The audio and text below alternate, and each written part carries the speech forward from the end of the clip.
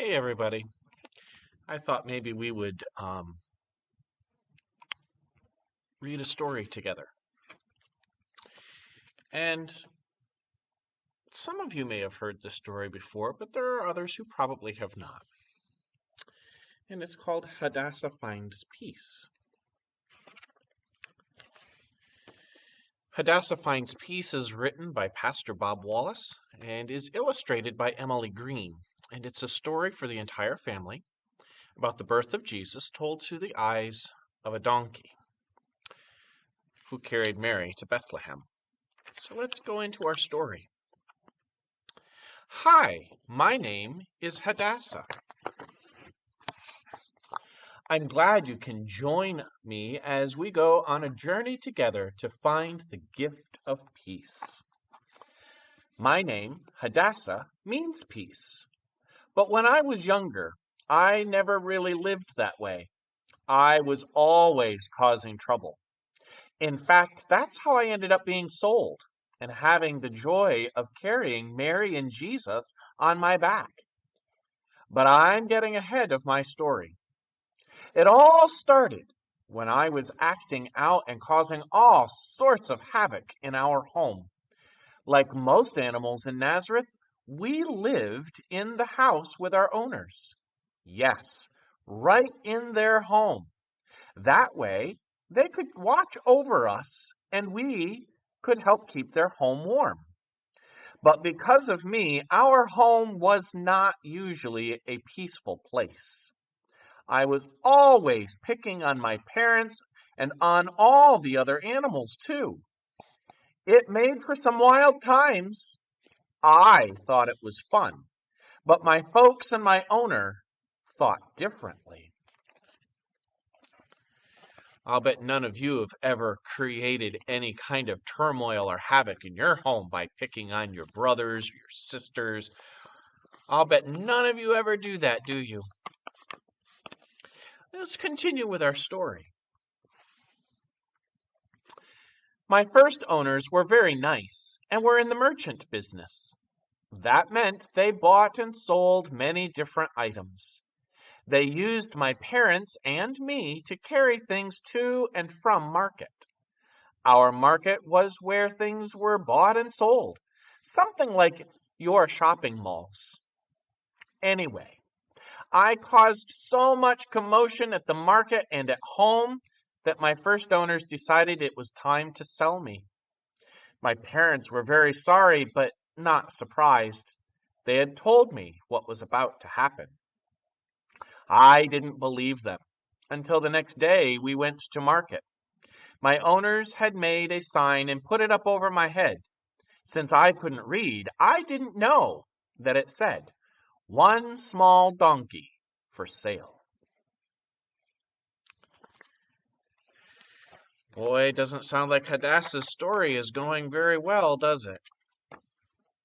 Shall we see what happens next? Around noon, a young man named Joseph came up to Eleazar, my first owner. The young man told Eleazar that he was in need of a donkey to carry his wife to Bethlehem. I'd never heard of Bethlehem. Anyway, Eleazar and Joseph were looking me over, and Eleazar was saying that he was sure I could carry Joseph's wife. Soon, I was being led away from my parents and from all I'd ever known by this man I didn't know. Oh, he seemed quite nice and told me everything would be okay, but it was still very scary. When we arrived at his home, he introduced me to Mary. She was very kind to me, too. Well, while it doesn't sound like things are quite going the way Hadassah would like, at least the people he's meeting seem to be pretty good. Let's see what happens to him. "Oh," Mary said, "God has surely sent you to help me and my baby get safely to Bethlehem." That's how I found out that Mary was expecting a baby. That's why Joseph didn't want her to have to walk all the way to Bethlehem. which he said was around 90 miles away. I'd never been any farther than the marketplace, so I knew we were in for a big adventure. Our adventure began the next morning. Joseph put some supplies on my back and then lifted Mary onto me as well. Even with the baby she was carrying, she didn't weigh as much as the items Eleazar had me carry to the market. But we weren't going just to the marketplace. We were going to travel for many days over many miles. It was both exciting and scary. I hoped that God would give me the strength to carry Mary and her child all the way to Bethlehem. Boy, what an adventure! It's exciting. Let's find out what happens along the way. We were on our way to Bethlehem because the Roman government was making every man be counted in his place of origin. Joseph's place of origin was Bethlehem, or as we also called it, the city of David. David had been a very special king for the people of Israel. On our travels, Mary and Joseph talked about how special the baby was that Mary was carrying. Oh, I know that all babies are an amazing gift from God.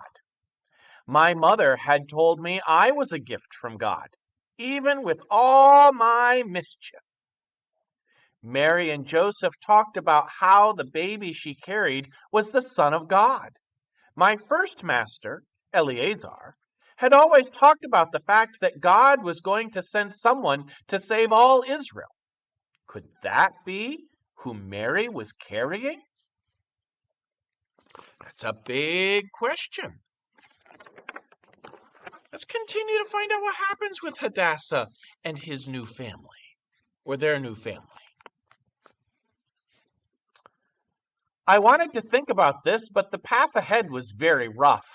I had to be very careful every step of the way so as not to stumble and drop my very important passenger, Mary. She and Joseph were so very kind to me. I don't know why, but as soon as Mary had been placed on my back, I began to feel a change take place inside of me. Earlier in my life, I might have even thought of stumbling on purpose, but not with Mary. No, Mary was a very extraordinary person, and I knew her baby was as well. After almost a week on the road, Joseph suddenly stopped and pointed to the most beautiful building I had ever seen. The temple is all he said. Eleazar had spoken of this place too. It was the most special place in the entire world to come and worship God. And now there it was right in front of us. We stood there for a long time. I think Joseph and Mary were saying prayers.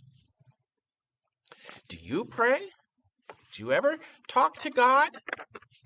I know my kids, when they were young, and sometimes even now, when they talk to God, they call God Daddy. That's pretty cool to be able to talk to God that way. Well, let's continue to find out what happens with Hadassah and Joseph and Mary. After a while, Joseph pointed in another direction. "This is the way to Bethlehem," he said. "Is it far?" Mary asked. "I'm getting so tired." Joseph and I both tensed up a little. I had grown to love Mary, as I knew Joseph loved her too. We both wanted to protect her and help her as much as we could, but I had no idea how far we had to go. Joseph said it would be around 6 or 7 miles. Mary sighed, and I tried to pick up my pace. Finally, when it was just getting dark, we rounded a bend in the road, and there was Bethlehem. I don't think the entire village was as big as the temple we had seen earlier. Coming to the end of their journey, sounds like a good time to find some place to rest. How about you? After you've come home from a long trip, are you ready to just relax a little bit? Well, let's find out what happens next. I felt so relieved until Mary said, "Oh, Joseph, where will we stay?" "We must trust God," said Joseph, as he boldly led us into the village of Bethlehem. But we all quickly became discouraged as Joseph went from house to house and inn to inn asking for a place to stay. All full, he heard time and time again. Joseph, who had just earlier told us we must trust God, was getting quite discouraged and upset. Mary tried to reassure him by reminding him of his own words. We must trust God. But no sooner had Mary said these words than she cried out in pain. "What is it, Mary?" Joseph exclaimed. "Oh, Joseph, I think it's time for the baby to be born." Whew, things just got super exciting and scary. I wonder if they'll find someplace. Let's keep reading. Joseph became even more frantic as he led me from one home to another. At one place, I brayed at another donkey to let her know our problem, too. The donkey looked at Mary, then at me, and began to lead us around behind the inn we were standing in front of. Joseph at first couldn't figure out where I was going, but he was too tired to protest. Then we stood looking at a stable. It was quiet, and away from all the crowds in the narrow streets of Bethlehem, there was someone feeding animals inside. "Ask him, Joseph. Ask him if we can stay the night," Mary said. "But Mary, it's a stable," Joseph replied. "Yes," said Mary, "and it will provide us shelter and a quiet place in which to have the baby be born." Joseph spoke to the young man, and soon we were inside the stable. Joseph and the young man cleaned a space for Mary. What an odd place to have a baby. I don't know. Do you think everything's going to be all right? Let's keep reading. The young man then gave me some grain to eat while Joseph continued to take care of Mary. I knew, and so did the other animals, that something fantastic was about to happen. But I was too tired from our long journey. So tired that I dozed off for a time. Then I heard something I hadn't heard before. It was a baby's cry. Mary's baby had been born. I looked over into the stall where Mary had gone, and there she was holding a little bundle in her arms.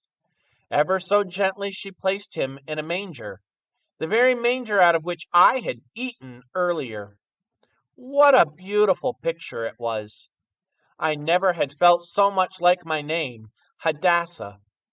Peace filled my whole being from the top of my head to the tip of all four of my hooves. Boy, what an interesting story. I wonder what will happen next.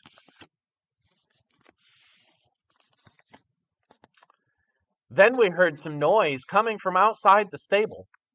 As I looked outside, I noticed 3 shepherds approaching, one of whom was carrying a small lamb. "We have come," they said, "to find the Savior. Angels came and told us that he had been born. They said that he would bring peace and goodwill to the world." Mary invited them to come in and look at baby Jesus. As they did so, they knelt down and gave thanks to God. Then they said that Jesus was the one whom God had sent to save Israel and the world. Mary simply nodded and said, "Yes, Jesus is the one for whom we have been waiting." I was overjoyed. I had been carrying Jesus' mother. Joy and peace filled my entire being once again. Oh, my adventure wasn't over. In fact, it was only just beginning. But what a grand and glorious beginning it had been. Well, I wonder what happens next. I don't know, but let's see what Hadassah has to say. Yes, the Prince of Peace has been born, and as he brought peace into my heart, Jesus wants to bring peace into yours. I hope you have enjoyed this journey with me, and I hope that just as I carried the Prince of Peace on my back, you will always carry the Prince of Peace in your heart. May your journey of peace begin. Our lives are a journey, and they are an incredible gift from God. Life isn't always easy. Things don't always work the way we hope or plan.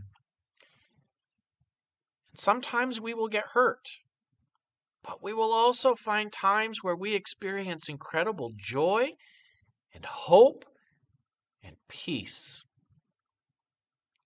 I hope today and tonight and tomorrow you find time to give thanks to God for the reason we celebrate. That God fulfilled God's promise and sent us someone to show us how to love as God loves. Jesus. So have a great day and a great night, and know that you are loved far more than you could ever imagine. Take care.